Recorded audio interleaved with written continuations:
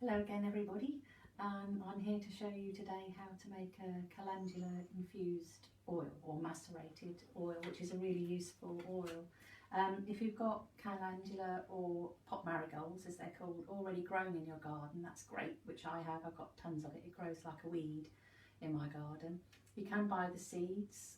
Once you've got them and they're growing in your garden, you won't get rid of them because they'll just sell seed, or you can pick the seeds and then just keep growing them every year.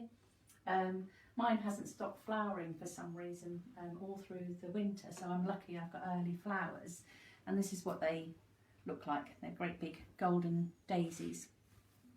The oils that you get out of these flowers, they're really healing and soothing, so they're great for skin conditions, and you can make lots of different products out of it, so it's good to make a large batch of calendula oil. And all you do is you can either take the fresh flowers and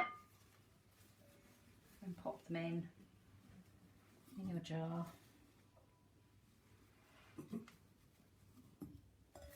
Get as many in as you can. You can squish them down. You can squish them down, and then just keep going like that until you're up to about the neck of the jar. And then this is sunflower oil, but you can use vegetable oil, you can use olive oil, or a bit of both. And just keep squashing them down into the oil and keep going until you reach the top. It's really important though that when you've finished, that you have covered completely over the top of your flowers. So don't leave any poking out the top of the oil. So when you get up to the top, just make sure they're all well under the oil. So I would normally fill that right up to the top, pop the lid on, and then what you can also do is put them in. I've got an old Christmas gift bag here because it's dark. You won't put it in something dark.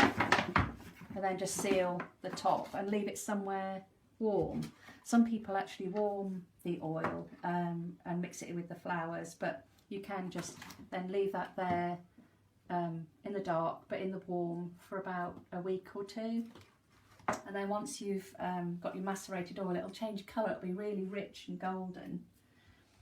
The next thing you do is you strain through a funnel into whatever container you're going to use. I've got a muslin square here, and just pop it in there. And then you strain the oil through, so you catch the flowers and you get a lovely golden rich oil in your jar, and then put the lid on, and that will keep for quite a long time, a good sort of 6 months or so, as long as you don't keep opening it. You can, if you want to, rather than use the fresh flowers, you can actually dry them like this, so you can actually get a lot more flowers in your jar than the fresh flowers. They turn into like little, almost like saffron. The way I dry it is I just use this is just a bird feeder, a ground bird feeder, which you just leave the flowers on out in the sun, and then just pack them in your jar. Obviously fill it up, and actually you get a much more concentrated oil then, because you've got so many more flowers, but you've got rid of the moisture out of the flowers. So again, just do the same, just keep cramming them down.